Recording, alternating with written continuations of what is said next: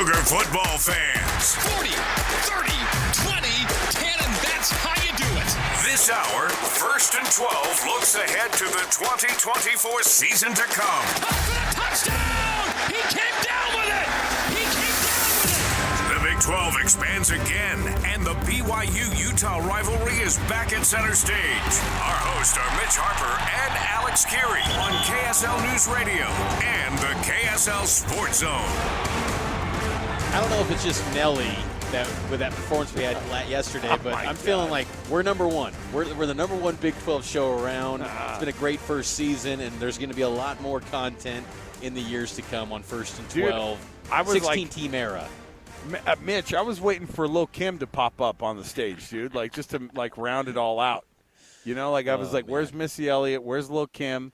Let's have like I don't know. Let's get Usher out here. Like let's do the full crew from like the late '90s, early 2000s. When I was watching it, though, out, man. When I was watching it, Nelly's performance, I thought Alex and I are going to have a real dilemma as we hammer out these Big 12 power rankings. Let's get to the power rankings. 16-team 2024. Let's get to it. The Big 12 Power Rankings Big Board. A weekly rank of all 12 programs, from the elite to the bottom dwellers. No matter what I do, I struggle putting Arizona near the top. I told you not to work in these dumb Nelly puns. You're officially on suspension. Gosh, don't sing Nelly about our power rankings. I am wearing, full disclosure, I'm wearing a Band-Aid under my eye, okay? And that's how I'm approaching this, just with as much. I just booked a round trip flight to St. Louis, so. Oh my goodness. Okay, let's get over the Nelly stuff. Way too many Nelly references. I'm sure the Big 12 is like, was that the right choice for us? And they're like, oh, absolutely. Like, come on. All right, so here's where we're gonna go here, because I'm actually disappointed, because I looked at the power rankings before we started. And what we do is we'll kind of throw them out there, and we wait for the other person to go, you are full of crap. You know, like we wait for the other person to call the other one out. So I'll just say Mitch put Arizona number one. And I want to say I don't feel comfortable with the Wildcats being number one yet. Now, I will also say, based off of what I'm looking at on your garbage power rankings that you put into the rundown, all right? You put Arizona, you put Oklahoma State second, Utah 3, Iowa State 4. Let's just go through the top 4 here. Because then I said, are you serious about Utah being behind Oklahoma State? Because I just saw like a really bad performance in the Big 12 championship game. A Big 12 championship game that, frankly, it didn't feel like Oklahoma State should have been there. And then you were like, well, what was Utah's best win? A 7-5 USC? Oklahoma State beat Oklahoma, dude, in Bedlam. And I'm like, are we talking about this year? I'm trying to project here. I'm talking about Utah with Cam Rising, the potential of, and I don't think Brant Keithy's coming back, but I do think that so many guys are returning, and the chief of which is going to be your two-time Pac-12 champion. That dude knows how to win a conference championship, and this is a conference that does not really have somebody who wants to lead out right now and be a conference champion. So I think when you talk about pedigree, including recent pedigree of being a champion, it ain't Arizona, brother. So I don't know, and I know Oklahoma State was in the Big 12 championship game this year and 2 years ago, but I don't feel comfortable with that either. I have a hard time not putting Utah at the top. That's fair, and I think that Utah, there's a real case. I mean, there's a case for 5 teams, I think, to be at the number one spot in this league. I kind of considered maybe Kansas State. I think where I go with Arizona, though, is they got Noah Fifita back at quarterback. Jed Fish seems to be staying in Tucson, which is, I think, a pretty significant development. I mean, we'll see. The coaching carousel always has some unexpected twists and turns in mid-December, and who knows what opens up.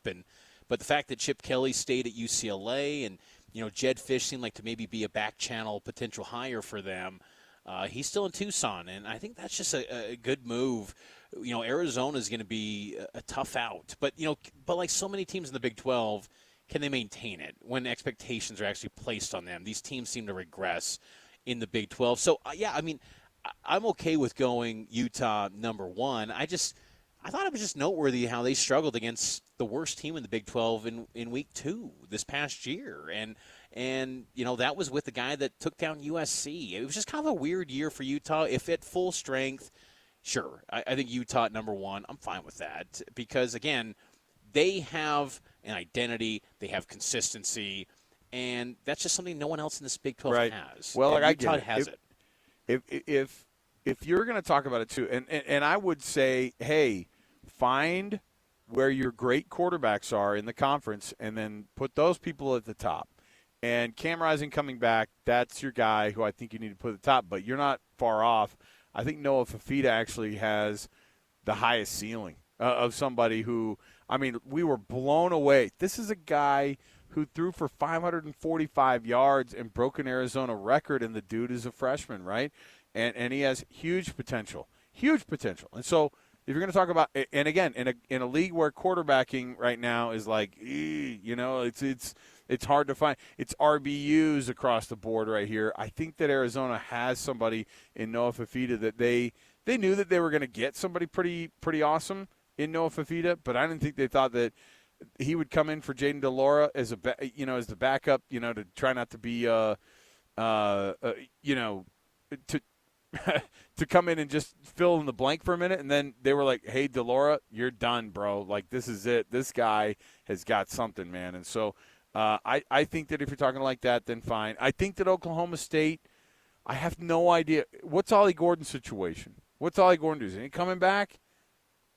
He's expected to be back, but I think there's a feeling, does he dip into the portal a little bit to maybe see what the market's out there? But I think he's an Oklahoma State guy, and they've got resources in their NIL department to keep him. Is it to the level that might be needed? I don't know. That's where we'll see. But, he's expected to be back next year. Okay. So, yeah, I'm going to go, with Ollie Gordon coming back, I'm going to go Utah, Arizona, Oklahoma State. I'm going to go Kansas State. And I know you put Iowa State at 4, but I still can't buy totally into a team that was 7-5 to be those guys, because I do think that the Wildcats are something, and I do think that they also have moved on from Will. I mean, Will Howard's moving on from them, but I think they moved on from him. Is that weird to think that? No, it's accurate. Avery Johnson's the future, and K-State's gonna thrive with him, and I think that Chris Kleiman, like Kyle Whittingham, going to be one of the top coaches in this league, no questions asked. I think that West Virginia is an interesting team to me. What happens with kind of Garrett Green's eligibility, where he sits. I got to follow up on that, but they've got a really elite ground attack. They've got about 5 different dudes that can tote the rock at a high level, and they're going to have they got a pretty good recruiting class, 7th right now in the team rankings in the Big 12. But, I think West Virginia, will be, kind of back to steady ground. I'm just curious to see what goes on with Neil Brown if he tries to move on. It seems like he's staying. And, West Virginia, as they should. I mean, he was an 8-4 coach this year. He got them back on track, and maybe West Virginia can kind of get a new run started out there in Morgantown. I was watching today because on on so many social media platforms, people are going after, Mike Gundy and Oklahoma State, and I thought, you guys, these are the only ones who had the guts to freaking be that number 2 team in the Big 12 this year. Like, everybody else was like, hey, listen, I'm dipping out. I got to lose a couple weeks before the end of the season. I don't want to be in that. I don't want to be at that Nelly halftime. We're not ready for this. We're going to get our butts handed to us by Texas, and to watch it, I think Oklahoma State has the case of it there. But you're just like you had said. I do think that West Virginia is going to outperform what. I mean, what did we think? I don't know what we were thinking putting them at 14 at the beginning of and they were like a deep 14, right? Like, we should all be ashamed of ourselves. But I think that West Virginia is going to get rid of Neil Brown in the next couple of years, and he'd probably do well to be out of there. What happens with Kansas? Is Jalen Daniels, is he going to be a guy anymore down there? At the same time, like, they have a winning culture a little bit going on right now, more than they've ever had. And I could see you swapping anywhere. West Virginia, Kansas, Texas Tech, and UCF could all be in each other's spots, because that's what we have. And I agree right now, 6, 7, 8, 9, because I think they could all be somewhere in that spot. You could probably interchange them all and make an argument for it. Yeah, Kansas brings back Jalen Daniels, is expected to bring back Lance Leipold. They just had a $35 million donation from a prominent booster. The money's kind of flowing right now in Kansas. They're Kansas really has prominent boosters. You got to get on board. You got to be something. BYU fans, you got to get a prominent booster going. Texas Tech, they got a 5-star commit. They've got the number 1 recruiting class in the Big 12. And then UCF, they've got the most 4-star commits, 9 4-stars in their recruiting class. So UCF is loading up on talent. They might have the best overall recruiting class. It's just kind of small in numbers right now.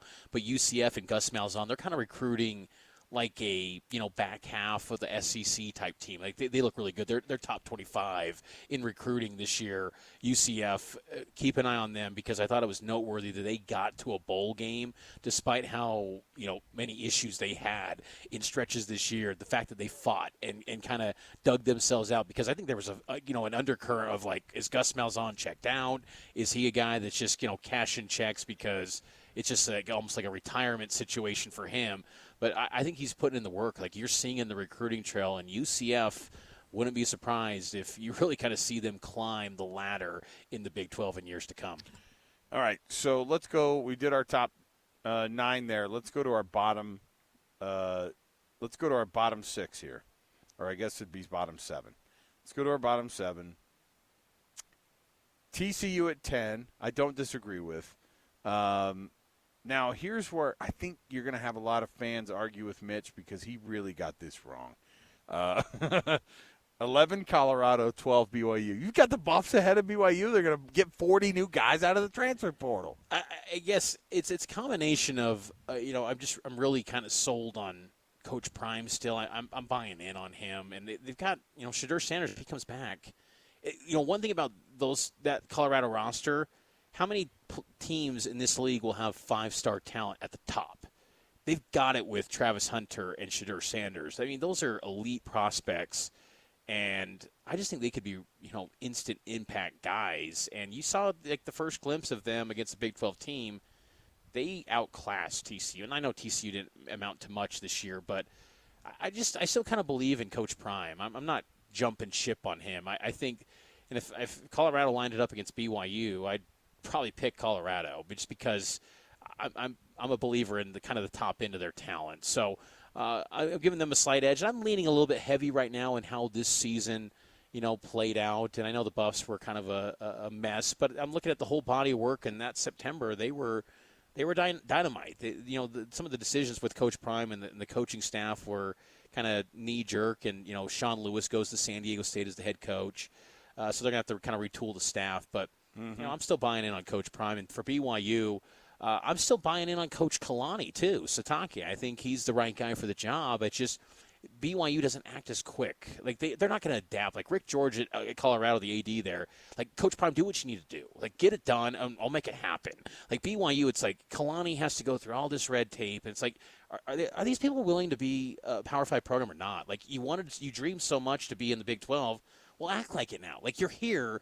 Go put out a winning product and act appropriately and act in a timely manner where it's like, quit making Kalani go through all this red tape and, like, waiting on hires. Like, let's get things done. That's why I still kind of put BYU a little bit lower. All right. So that's, that was the only kind of argument I had there at the bottom. The rest of the way here, we'll go through them quickly. Colorado, BYU, 11-12 could be there. Arizona State, Cincinnati, I thought maybe you could swap those two because I don't really know. We're talking about being bad, but not like the worst bad. Arizona State, though, huge upgrade. They're on the rise. Ray Anderson yes. resigning at AD. That is going to be yes. huge. I think that booster group, that NIL, and they are going to be energized because Ray Anderson suffocated that athletic department. I think Arizona State's going to be on the climb. Just kind of a thought there, but it's going to take time still for Kenny Dillingham. ASU. Cincinnati 14, Baylor 15, Houston 16. I put Houston at 16 because I thought, without Dana Holgorsen, not like you're going, hey, without Dana Holgorsen, you're not going to be great. I'm just saying that's a program that's reeling. They thought maybe he was going to carry him through to shock some people in those first few years of the Big 12. Nowhere near it. Holgorsen loses his gig, and Houston's got to kind of start over. If they get Willie Fritz, though, that'd be a great hire. Willie Fritz from Tulane would be. He would be, I don't know if he could maybe on a high end be best case scenario like a Kansas State. Like I think that's kind of his career arc if he got into the league. So, yeah, Willie Fritz, that Houston job is very interesting because it's got tons of potential. All right, we'll take another break here. We'll wrap things up here. We'll look at the schedule that is already kind of in place for this conference, the matchups that are the most interesting for 2024 season.